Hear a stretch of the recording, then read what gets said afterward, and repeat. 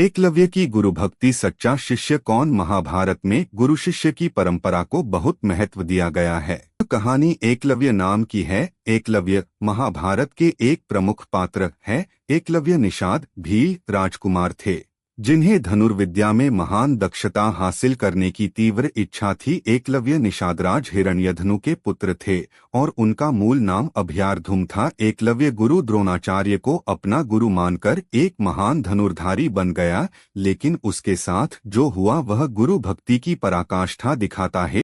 उनके शिष्यों में से अर्जुन सबसे प्रिय थे, क्योंकि वे अत्यंत प्रतिभाशाली थे और गुरु के प्रति समर्पित थे। वहीं दूर जंगल में एकलव्य जो एक निषाद राजकुमार भी था, जो धनुर्विद्या सीखना चाहता था।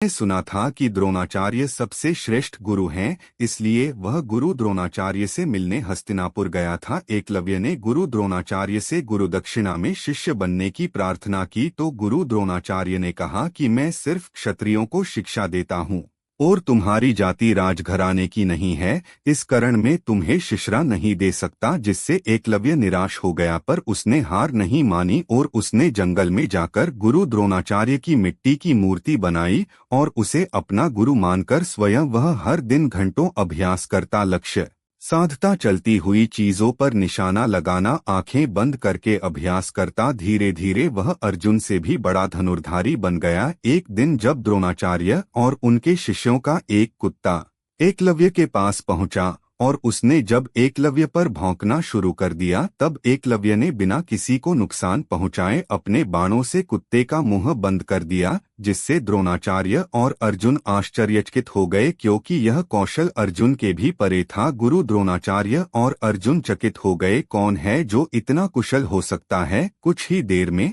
एकलव्य सामने आया। उसने सिर झुकाकर कहा, गुरुदेव, मैं वही हूँ जिससे आपने शिष्य मनाने से इनकार कर दिया था, इसीलिए मैंने आपकी मूर्ति बनाकर आपसे प्रेरणा लेकर सब सीखा है। गुरु द्रोणाचार्य स्तब्ध रह गए। अर्जुन को झटका लगा, क्योंकि उसने गुरु द्रोणाचार्य से वादा किया था कि वह ही सर्वश्रेष्ठ धनुर्धारी बनेगा। गुरु द्रोणाचार्य ने कहा कि यदि तुम मुझे अपना गुरु मानते हो तो मुझे गुरुदक्षिणा दो। एकलव्य ने सहमति दे दी। तब द्रोणाचार्य ने कठोर स्वर में कहा कि मुझे तुम्हारा दाहिना अंगूठा चाहिए। तब पूरे जंगल में सन्नाटा छा गया। तब बिना कुछ कहे एकलव्य ने अपना अंगूठा काटकर गुरु द्रोणाचार्य को भेंट कर दिया। एकलव्य ने दिखा दिया कि गुरु भले ही अस्वीकार कर दें, लेकिन एक सच्चा शिष्य कभी रुकता नहीं। उसने यह भी सिखाया कि समर्पण और निष्ठा से बड़ी कोई जाति या व्यवस्था नहीं होती।